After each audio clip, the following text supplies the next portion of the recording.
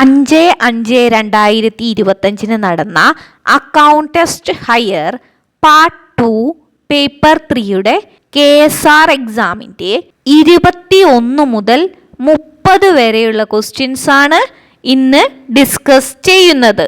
Question: An officer is eligible for ₹600 per month as PTA and he has to be on tour for a minimum period of 15 days in a month. If he has been only duty for the whole month and if he had travelled only 12 days in a month, then his eligibility for PTA for the month is rupees. Option A 600, option B 480, option C 450, option D none of the above. Correct answer is option B 480. PTA പറ്റിയൊക്കെ വിശദമായിട്ട് class ചെയ്തിട്ടുണ്ട്, അത് പോയിട്ട് എല്ലാവരും കേൾക്കുക. PTA എന്ന് വെച്ചിട്ടുണ്ടെങ്കിൽ permanent travelling allowance. Permanent travelling allowance is fixed at A monthly rate. അത് 8 കിലോമീറ്ററിൽ കൂടുതൽ എല്ലാ ദിവസവും ട്രാവൽ ചെയ്യണമെന്നൊന്നും ഇല്ല. അതുപോലെ തന്നെ full amount permanent travelling allowance PTA ലഭിക്കുന്നതിന് മിനിമം ഹെഡ് ക്വാർട്ടേഴ്സിൻ്റെ പുറത്തേക്ക്, അതായത് 8 കിലോമീറ്ററിൽ കൂടുതൽ മാസത്തിൽ 15 ദിവസം ട്രാവൽ ചെയ്തിട്ടുണ്ടായിരിക്കണം. അതേപോലെ തന്നെ പോകുന്ന ദിവസങ്ങളിൽ 6 മണിക്കൂർ അവിടെ സ്പെൻഡ് ചെയ്യുകയും വേണം. PTA എക്സ്പ്ലെയിൻ ചെയ്തിരിക്കുന്നത് KSR volume 1 part 2 rule 6 tour പോകേണ്ട ദിവസങ്ങൾ കുറവ് ടൂർ ചെയ്തതെങ്കിൽ PTA എങ്ങനെ കാൽക്കുലേറ്റ് ചെയ്യാന്ന്.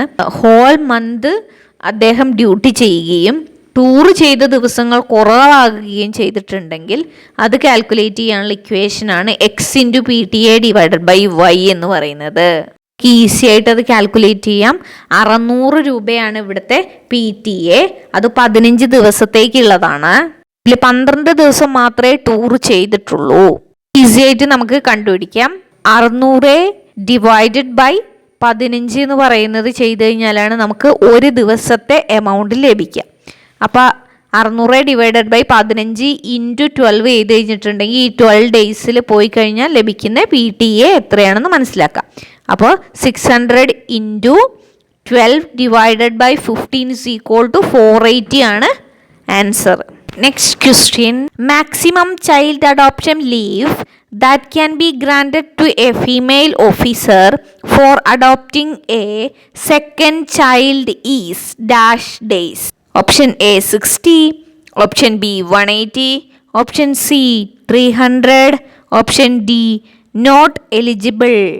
Correct answer is 180. Child adoption ലീവിനെ പറ്റിയൊക്കെ ക്ലാസ് ഓൾറെഡി ചെയ്തിട്ടുണ്ട്, അത് പോയിട്ട് എല്ലാവരും കേൾക്കുക. അത് ഞാനിവിടെ പിൻ ചെയ്ത് കൊടുത്തേക്കാം. ചൈൽഡ് അഡോപ്ഷൻ ലീവ് ഒരു സ്പെഷ്യൽ ലീവ് ആണ്. ഇത് എക്സ്പ്ലെയിൻ ചെയ്തിരിക്കുന്നത് KSR volume 1 part 1 rule 102A. The competent authority may grant child adoption leave for a period up to 180 days to female state government employees who are adoptive mothers with fewer than 2 surviving children from the date of legal adoption of a child up to 1 year of age with full pay and allowances. Next question: the amount of gratuity will be dash of the emoluments of an employee for each completed year of qualifying service. Option A half, option B 1/3, option C 3/4, option D none of the above. Correct answer is option A 1/2. ഇത് explain ചെയ്തിരിക്കുന്നത് KSR volume 2 part 3 rule 68 ആണ്. The amount of gratuity will be 1/2 of the emoluments of an employee for each completed year of qualifying service. Next question: when A period of suspension is retrospectively treated as leave without allowance by the revising or appellate authority. The limitation of admissible leave without allowance to dashed officer not in permanent employee will not apply. Option A 3 months, option B 6 months, option C 1 year, option D 2 years. Correct answer is option A 3 months. ഇത് explain ചെയ്തിരിക്കുന്നത് KSR volume 1 part 1 rule 88 leave without allowance പറഞ്ഞിരിക്കുന്ന അതിലാണ്. Rule 88 അല്ലെ exception ആയിട്ട് പറയുന്നുണ്ട്. When a period of suspension is retrospectively treated as leave without allowance by the revising or appellate authority, the limitation of admissible leave without allowance to 3 months to the officers not in a permanent employee will not apply. Next question. Recovery of pension contribution in respect of government servant on deputation to foreign service shall be at the rate of dash percentage of the maximum of the scale of pay of the post from which deputation is sanctioned. Option A 10, option B 15, option C 12.5, option D none of the above. Correct answer is option B 15. ഇത് explain ചെയ്തിരിക്കുന്നത് KSR volume 1 part 1 rule 146 ആയിട്ടാണ്. Recovery of pension contribution in respect of government servant on deputation to foreign service shall be at the rate of 15% of the maximum of the scale of pay of the post from which deputation is sanctioned. ഈ ഭാഗത്തു നിന്നൊക്കെ എപ്പോഴും ഈ questions ഒക്കെ എല്ലാ question പേപ്പറിലും ഉണ്ടാവാറുണ്ട്. അപ്പോൾ ശ്രദ്ധിച്ച് പ്രിപ്പയർ ചെയ്യാം. Next question. If an officer is appointed to officiate on a higher time scale of pay will draw as initial pay the stage next above his pay in the lower time scale irrespective of whether the pay in the lower time scale is a stage in the higher time scale or not is mentioned in rule dash KSR part 1. Option A 28, option B 28A, option C 37A, option D 37A. Correct answer is option C 37A. ഇങ്ങനത്തെയൊക്കെ questions വരുമ്പോൾ നിങ്ങൾക്ക് അറിയില്ലെങ്കിൽ തന്നെയും ആ page എടുത്ത് വെച്ച് നോക്കി കഴിഞ്ഞിട്ടുണ്ടെങ്കിൽ ആ റൂള് പെട്ടെന്ന് കണ്ടുപിടിച്ച് ആൻസർ എഴുതാവുന്നതാണ്. Next question. No officer may undertake work for another government or a private or public body or a private person or accept fee therefore without the sanction of the option A head of the department concerned, option B appointing authority, option C finance department, option D government. The answer is option D government. ഇത് explain ചെയ്തിരിക്കുന്നത് KSR volume 1 part 1 rule 47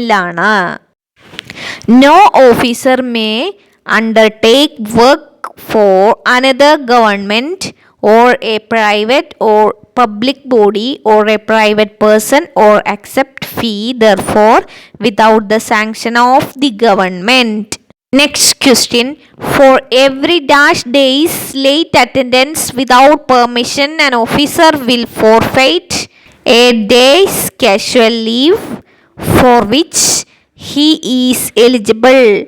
Option A 2, option B 3, option C 4, option D none of the above. Correct answer is option B 3. ഇത് explain ചെയ്തിരിക്കുന്നത് KSR volume 1 part 1 rule 14. Every officer must attend the office punctually. For every 3 days late attendance without permission, an officer will forfeit a day's casual leave for which he is eligible. എന്ന് പറയുന്നുണ്ട്, the late attendance without permission for less than 3 days at the end of a calendar year will be ignored. പിന്നെ അതുപോലെ തന്നെ casual leave മാത്രമേ ഇതിന് പകരമായിട്ട് കൊടുക്കാനും സാധിക്കുകയുള്ളൂ. മറ്റൊരു ലീവ് ഇതിനായിട്ട് കൊടുക്കാൻ സാധിക്കുകയില്ല. ഇത് എക്സ്പ്ലെയിൻ ചെയ്തിരിക്കുന്നത് റൂൾ 14 ഇത് എക്സാമിന് എപ്പോഴും ചോദിക്കുന്ന ഒരു ക്വസ്റ്റ്യൻ ആണ്. Next question, after a continuous halt of dash duration, the halting place shall be regarded as the officer's temporary headquarters. Option A 10 days, option B 12 days, option C 15 days, option D 30 days. Correct answer is option A 10 days. ഇത് explain ചെയ്തിരിക്കുന്നത് KSR volume 1 part 2 rule 60 After a continuous halt of 10 days duration, the halting place shall be regarded as the officer's temporary headquarters.